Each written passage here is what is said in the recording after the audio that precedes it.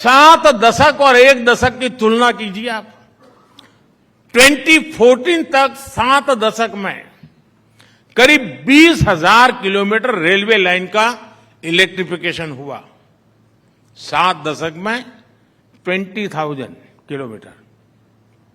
हमने अपनी सरकार के 10 साल में 40,000 किलोमीटर से ज्यादा रेलवे लाइन का इलेक्ट्रिफिकेशन किया है।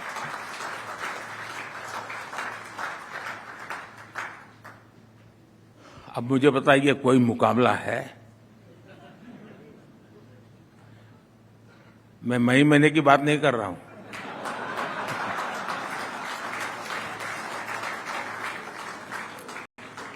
ट्वेंटी 2014 तक 7 दशक में 4 लेन या उससे अधिक के करीब 18,000 किलोमीटर नेशनल हाईवे बने। 18,000। हमने अपनी सरकार के 10 सालों में ऐसे करीब 30,000 किलोमीटर हाईवे बनाए हैं। 70 साल में 18,000 किलोमीटर, 10 साल में 30,000 किलोमीटर।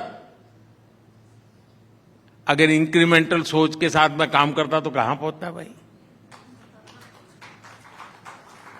साथियों, 2014 तक 7 दशक में भारत में 250 किलोमीटर से भी कम मेट्रो रेल नेटवर्क बना था। बीते 10 सालों में हमने 650 किलोमीटर से ज्यादा का मेट्रो रेल नेटवर्क बनाया है। 2014 तक 7 दशक में भारत में 3.5 करोड़ परिवारों तक नल से जल का कनेक्शन था। 3.5 करोड़। 2019 में हमने जल जीवन मिशन शुरू किया था। बीते 5 साल में ही हमने ग्रामीण इलाकों में 10 करोड़ से अधिक घरों तक नल से जल पहुंचा दिया।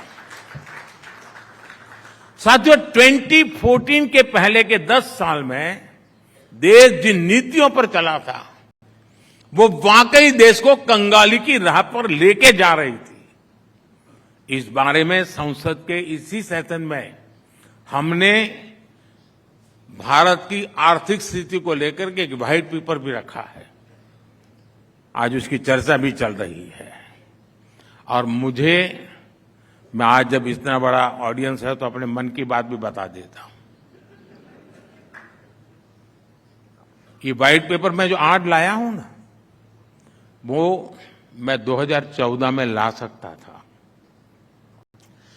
राजनीतिक स्वार्थ अगर मुझे साधना होता तो वो आंकड़े मैं 10 साल पहले देश के सामने रख देता। लेकिन 2014 में जो चीजें जब मेरे सामने आई, मैं चौंक गया था। अर्थव्यवस्था हर प्रकार से बहुत गंभीर स्थिति में थी। घोटाले और पॉलिसी पैरालिसिस को लेकर पहले ही दुनिया भर के निवेशकों में घोर निराशा व्यापी थी। अगर मैं इन चीजों को उस समय खोल देता,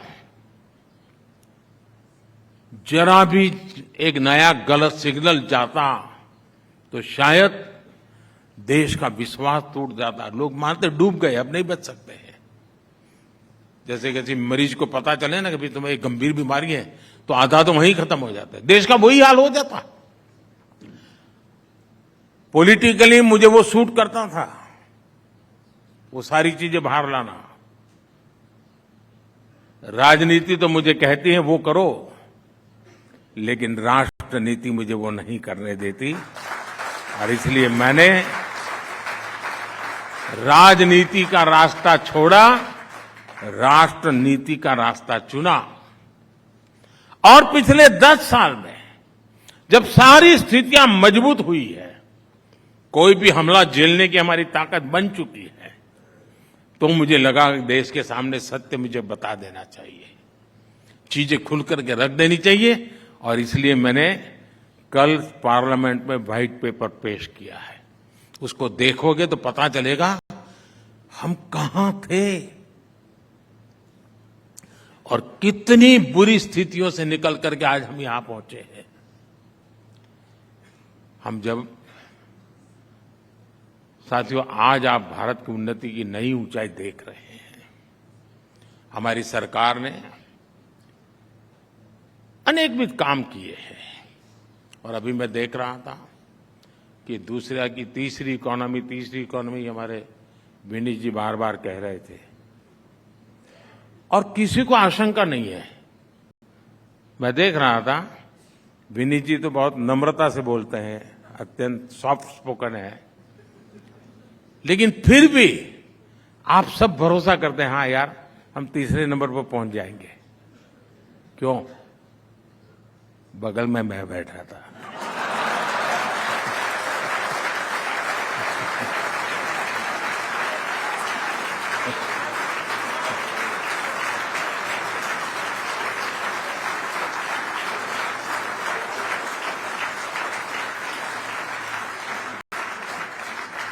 और मैं आपको गारंटी देता हूं हमारे तीसरे टर्म में देश इकोनॉमी में दुनिया में नंबर 3 तक पहुंच जाएगा।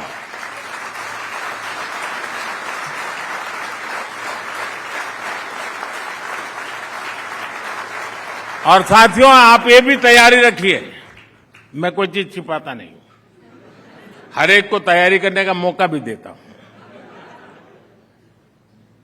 लेकिन लोगों को क्या है कि लगता है ये जो पॉलिटिशियन है तो बोलते रहते हैं, लेकिन अब अनुभव मेरा हो गया है आपको, मैं ऐसे ही बोलता नहीं हूं। और इसलिए मैं बताता हूं तीसरे टर्म में और भी बड़े फैसले होने जा रहे हैं।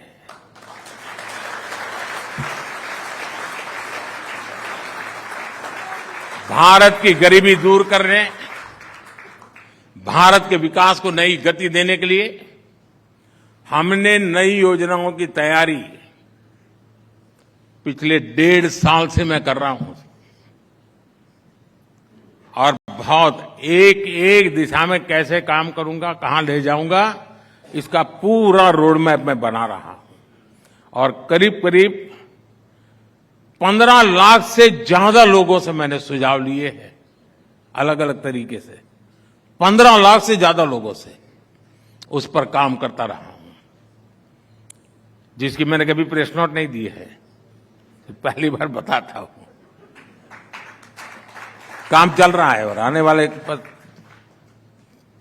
20-30 दिन के अंदर वो फाइनल रूप भी ले लेगा। नया भारत अब ऐसे ही सुपर स्पीड से काम करेगा और ये मोदी की गारंटी है।